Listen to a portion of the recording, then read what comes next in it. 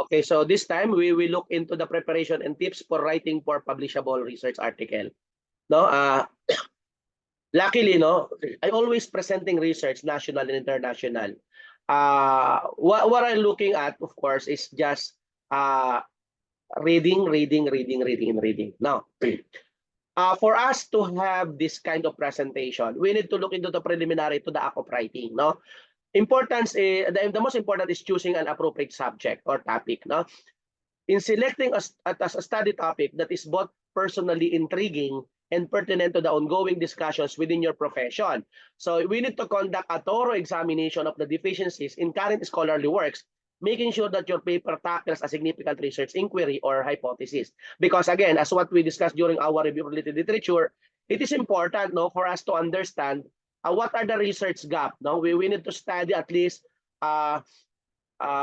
different studies related to your topic, no, for us to look into the trends, no, issues, at the same time what will be the top, no. So comprehending journal guidelines is also important because again, every journal has their own guidelines, no. Acquaint yourself with the submission guidelines of the journal you are aiming to submit to. Various academic publications may impose distinct formatting guidelines, citations convention, and content criteria. Following this principle enhances the probability of acceptance. We need to conduct an extensive literature review to gain a deep understanding to the existing research in your selected fields. No? Enumerate pivotal research findings, methodology, and areas of deficiency that your paper has the potential to address. And this will assist you in situating your work within the wider academic framework. And to give us more details about the topic, let us all welcome our presenter.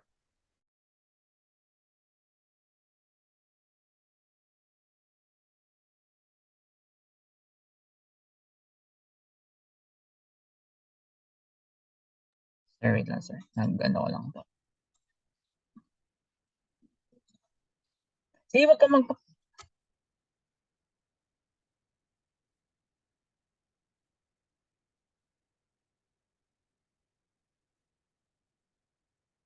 good day everyone. Today I'm going to discuss chapter 19, preparation and tips for writing for a publishable research article.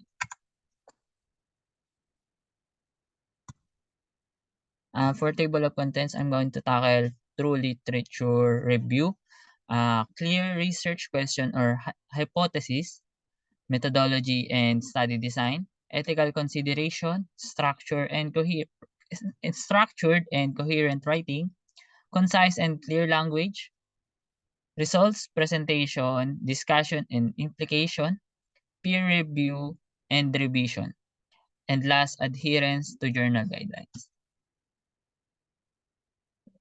First, truly true review. Begin your research with truly exploring and the existing body of literature in your field to gain a comprehensive understanding of the current state of the knowledge. The literature review consistently explore the current state of knowledge in the fields, identifying key studies and theories, a critical assessment and synthesis of the literature reveal gaps, guiding the research to advance existing knowledge, and researcher articulates how their study will fill these gaps, contributing significantly to the field. Next is clear research question or hypothesis. Craft a research question or hypothesis that is succinct, specific, and directly addresses the gap identified in the literature. For more detail, the object of the study is clearly articulated, demonstrating its contribution to the broader understanding of the subject. The feasibility of the research question and its alignment with the chosen methodology are emphasized. Next is methodology and study design. Provide a comprehensive overview of your research design, explaining the rationale behind your chosen methods. The researcher described how issues like informed consent, privacy, and wait, mali ba? The procedure, material, and tools used in data collection are detailed to ensure reproductively potential limitation and addresses, and the appropriateness of the methodology for achieving research objectives is justified. Next is for ethical consideration. Explicitly outline the ethical consideration governing your research, including any institutional review board approvals. Ito. Researcher describe how issues like informed consent, privacy, and confidential are addresses. Potential bias are acknowledged and mitigated to ensure the ethical integrated of the study. Next is structure and coherent writing. Organize your article with a logical flow, ensuring that each section seamlessly connects to the next. Heading and subheading enhance readability and comprehension, guiding the reader through the research seamlessly. Next is concise and clear language. Prioritize clarity in your writing, opting and for straightforward language over unnecessary complexity. Technically, terms and asynchronous name are defined upon first use, ensuring readers' understanding. Precision is maintained to convey it accurately to avoid misleading. Next is result presentation. Present your result using combination of text, tables, figure, and graphs for comprehensive and visual appealing representation. Visual elements are clearly labeled through explanation, accompanied with each result, finding, and interpreted in context of research question, avoiding speculation and maintaining objectivity. Next is for discussion and implication. Engage in a critical discussion of your results, highlighting their significance and how they contribute to the broader field. Finding are compared with existing literature, emphasizing agreement and or disagreement. Potential limitations are discussed, and for future research are proposed, showcasing the enduring impact of the study.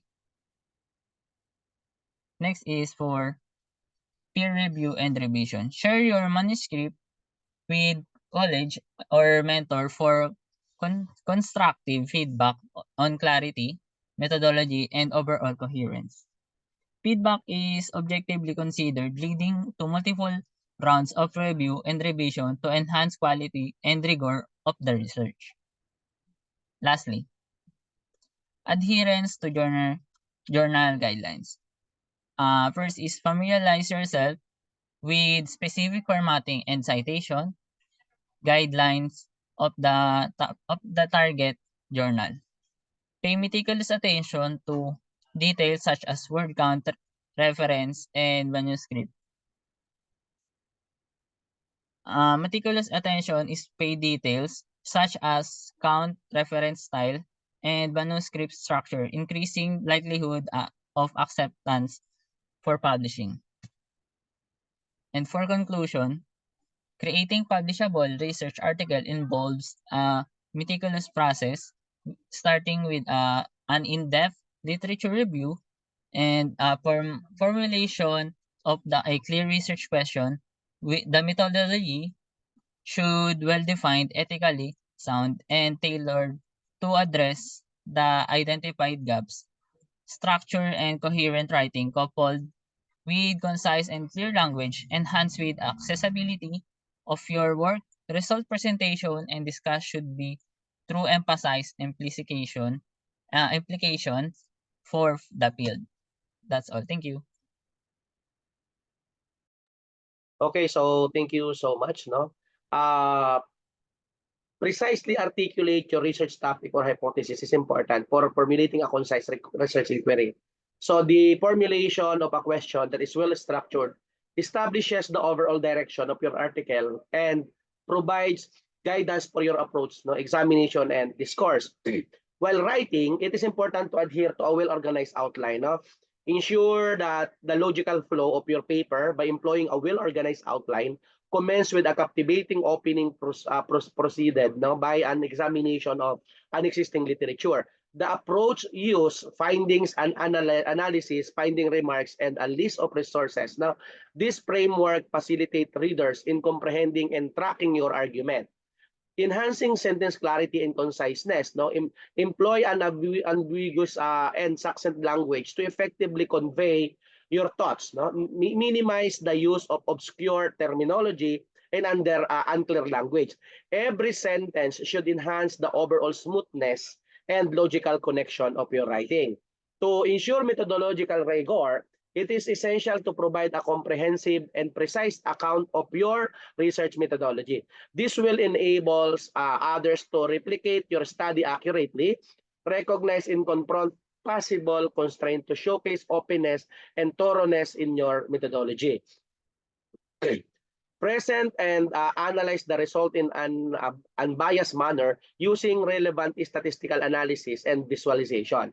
We need to examine the outcomes within the framework of your research inquiry and the current body of literature. No, clearly elucidate the importance of your discovery. After completing the writing process, it is important to engage in a comprehensive revision and editing phase. Set aside a specific time for reviewing and editing.